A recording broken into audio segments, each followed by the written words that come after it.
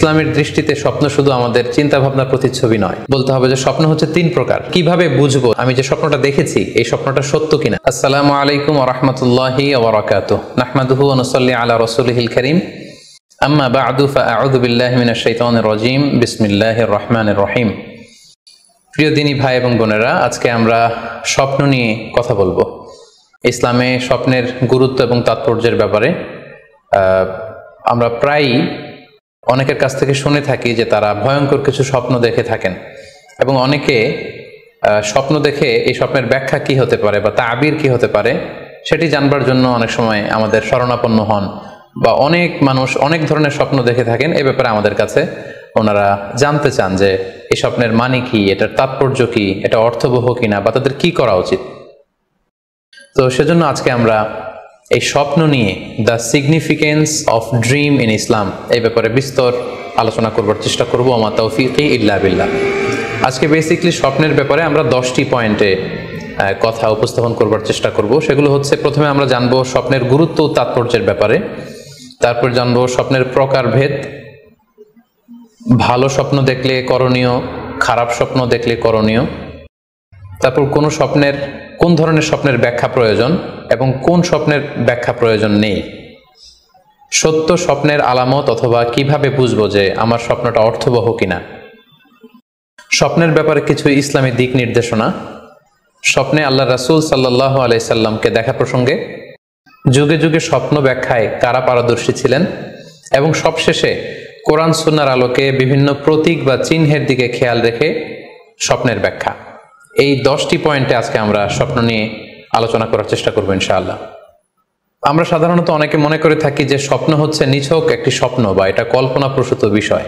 মুমিনের জীবনে বা বিশ্বাসীর জীবনে স্বপ্ন শুধু নিছক স্বপ্ন নয়, বরং এটা মুমিন জীবনে অনেক অর্থবহ এবং তাৎপর্যপূর্ণ। মুমিন জীবনে এটা একটা ভালো স্বপ্ন হতে পারে আল্লাহ তাআলার পক্ষ থেকে কোনো ধরনের সুসংবাদ কিংবা দিক নির্দেশনা, কিংবা হতে পারে বান্দার প্রতি সতর্কবাণী। একচোখা বস্তুবাদীরা বলে থাকে আমরা যখন ঘুমাই তখন মস্তিষ্ক আমাদের স্মৃতিগুলো নিয়ে নাড়াচাড়া করে, আমাদের স্মৃতিগুলোকে পুনর্বিন্যাস করে, আর সেটাই আমাদের কাছে স্বপ্ন হিসেবে ধরা দেয়। অর্থাৎ তারা বলতে চায় যে স্বপ্ন হচ্ছে ঘুমের ঘোরে আমাদের দৈনন্দিন জীবনে ঘটে যাওয়া আমাদের চিন্তা বা ভাবনার প্রতিচ্ছবি। কিন্তু ইসলামের দৃষ্টিতে স্বপ্ন শুধু আমাদের চিন্তা ভাবনার প্রতিচ্ছবি নয়, এটা হতে পারে আল্লাহ তাআলার পক্ষ থেকে সুসংবাদ, হতে পারে গ্ল্যাড টাইডিংস কিংবা সতর্কবাণী। তাই এই স্বপ্নের ব্যাপারে আমাদেরকে খুব ভালো ধারণা রাখা উচিত। শুরুতে আমরা বলবো যে এর গুরুত্ব এবং তাৎপর্য কতটুকু। স্বপ্ন হচ্ছে নবুয়তের সূচনা। নবুয়তের সূচনা হয়েছিল স্বপ্নের মাধ্যমে।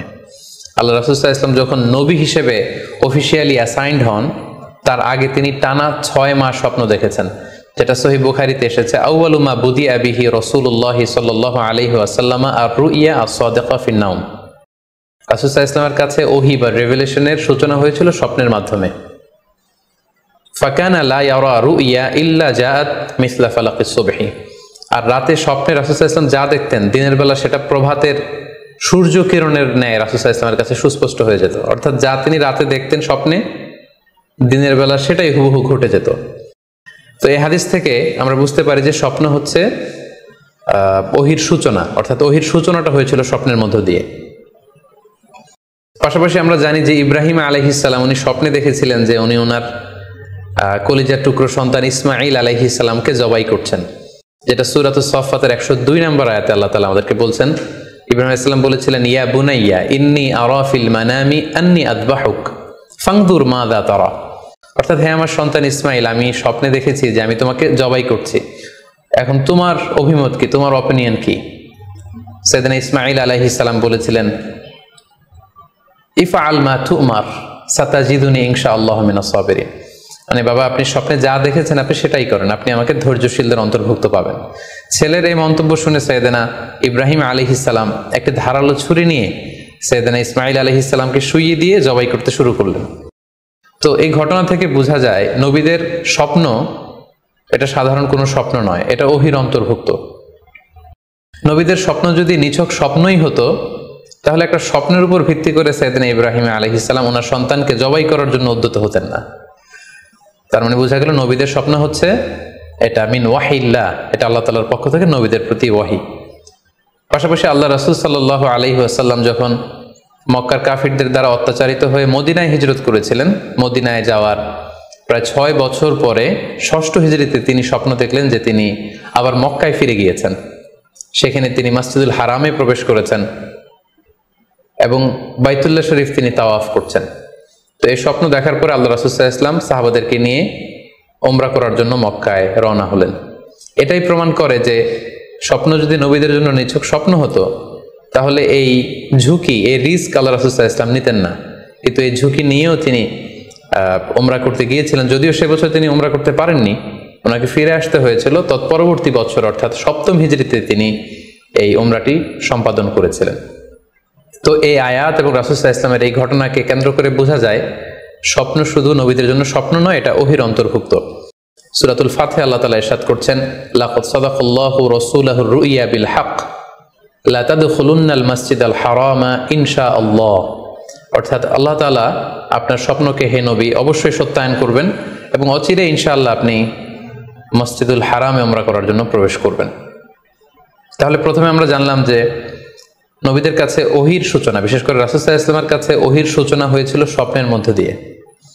এরপর আমরা জানলাম নবীদের স্বপ্ন নিছক স্বপ্ন নয়, এটা ওহীর অন্তর্ভুক্ত। এই পর্যায়ে আমরা জানবো যে বিশ্বাসীদের জন্য, যারা মুমিন, তাদের জন্য স্বপ্নের গুরুত্ব কতটুকু। সেক্ষেত্রে আমরা সহিহ বুখারীর একটা হাদিস উল্লেখ করতে পারি, যেখানে আল্লাহ রাসূল সাল্লাল্লাহু আলাইহি ওয়াসাল্লাম বলেছেন, লাম ইয়াবকা মিনান নবুওয়াতি ইল্লাল মুবাশশিরাত। অর্থাৎ নবুয়ত আর পৃথিবীতে নেই, নবী হওয়ার সুযোগ আর পৃথিবীতে নেই, নবুয়ত বন্ধ হয়ে গিয়েছে। কিন্তু আল্লাহ তাআলার পক্ষ থেকে মুবাশশিরাত কিন্তু বন্ধ হয়নি, মুবাশশিরাত আসবে। সাহাবা জিজ্ঞেস করলেন, ওমাল মুবাশশিরাত, হে আল্লাহ রাসূল মুবাশশিরাত কি? আল্লাহ রাসূল সাল্লাল্লাহু আলাইহি ওয়াসাল্লাম বললেন, আর রুইয়া আস-সালেহা। মুবাশশিরাত হচ্ছে সত্য স্বপ্ন। বিশ্বাসীরা যখন রাত্রিবেলা সত্য স্বপ্ন দেখবে, বিশ্বাসীদের জন্য সত্য স্বপ্ন বা সুন্দর স্বপ্ন নিছক স্বপ্ন নয়, এটা আল্লাহ তাআলার পক্ষ থেকে গ্ল্যাড টাইডিংস, সুসংবাদ হতে পারে অথবা সতর্ক করা হতে পারে। এমনকি আল্লাহ রাসূল সাল্লাল্লাহু আলাইহি সাল্লাম বলেছেন যে ভালো স্বপ্ন হচ্ছে নবুয়তির 46 ভাগের 1 ভাগ। সহিহ বুখারীতে এসেছে, আল্লাহর হাবিব সাল্লাল্লাহু আলাইহি ওয়াসাল্লাম ইরশাদ করেন, আর রুইয়া আস-সালিহা জুজউন মিন 46 জুজআন মিনান নবুওয়া।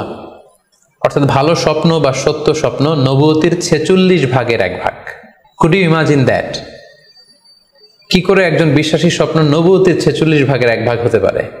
তার মানে মুমিনের স্বপ্ন, একজন বিশ্বাসীর স্বপ্নকে আল্লাহ তাআলা অনেক বেশি গুরুত্ব দিয়েছেন। এটা শুধু স্বপ্ন নয়, এটা হতে পারে আল্লাহ তাআলার পক্ষ থেকে একটা গাইডেন্স, হতে পারে কোনো গ্ল্যাড টাইডিংস, সুসংবাদ, হতে পারে কোনো সতর্কতা বাণী। এজন্য এই স্বপ্নকে, বিশ্বাসীদের স্বপ্নকে আল্লাহ রাসূল সাল্লাল্লাহু আলাইহি ওয়াসাল্লাম নবুয়তির 46 ভাগের 1 ভাগ বলে উল্লেখ করেছেন। কেন তিনি বিশ্বাসীদের স্বপ্নকে নবুয়তির 46 ভাগের 1 ভাগ বলে উল্লেখ করলেন? এর কারণ হচ্ছে, আমরা জানি যে আল্লাহ রাসূল সাল্লাল্লাহু আলাইহি সাল্লাম তিনি নবী হয়েছিলেন কত বছর বয়সে? জি, 40 বছর বয়সে। এবং তিনি পৃথিবী থেকে ইন্তেকাল করেছিলেন 63 বছর বয়সে। অর্থাৎ ওনার নবুয়তির পুরো ডিউরেশনটা ছিল 23 বছর। তাহলে নবুয়তির সময়সীমা ডিউরেশন ছিল 23 বছর। আর নবুয়তি প্রাপ্তির আগে তিনি টানা 6 মাস শুধু স্বপ্ন দেখতেন। তাহলে এই 6 মাসকে যদি আমরা 23 বছর দিয়ে 23 বছরের উপর ভাগ করি, তাহলে এটা 46 ভাগের 1 ভাগ হয়। এবং সে কারণে আল্লাহ রাসূল সাল্লাল্লাহু আলাইহি সাল্লাম সত্য স্বপ্নকে নবুয়তির 46 ভাগের 1 ভাগ বলে ঘোষণা করেছেন।